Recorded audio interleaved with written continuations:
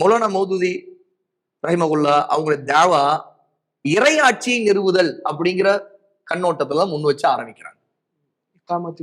இகாமத்துத்தீன் அப்படின்னாவே ஹாக்கிமியத்தை தான் அவங்க முன் வச்சாங்க. லா இலாஹ இல்லல்லாஹ்வை வந்து அவங்க விளக்கம் சொன்னதே மாத்தி சொல்லிட்டாங்க. லா இலாஹ இல்லல்லாஹ் லா மஅபூத பிஹக்கின் இல்லல்லாஹ், வணக்கத்திற்கு வணங்கப்படுவதற்கு தகுதியானவன் உண்மையான ஹக்கு உள்ளவன் அல்லாஹ்வை தவிர யாரும் இல்லைங்கிறது. அவங்க லா இலாஹ இல்லல்லாஹ் லா மஅபூத பிஹக்கின் இல்லன்னு விளக்கல, லா ஹாக்கிமன் சொல்ல ஆரம்பிச்சிட்டாங்க. ஆட்சி அதிகாரம் அல்லாஹ்வை தவிர யாருக்கும் இல்லை. அப்போ ஆட்சி அதிகாரம் தான் நோக்கம் அப்படிங்கிறது வாங்கும்போது அப்ப ஹிலாபத்தை கொண்டு வரணும், அப்ப இஸ்லாமிய ஆட்சி கொண்டு வரணும், அதுதான் நோக்கம், அதுக்காக தான் லா இலாஹ இல்லல்லாஹ் சொல்றோங்கிற புரிதலை ஹாக்கிமியத் தௌஹீதுல் ஹாக்கிமன் ஒரு வகைப்பாடு அவங்க சமூகத்துல தனியா உருவாக்குறாங்க. அந்த பரப்புரை என்னாச்சு, பெரிய பாரதூரமான பிரச்சனைகளை உருவாக்குச்சு. அது இன்னைக்கு அவங்களே உணர்ந்துட்டாங்க.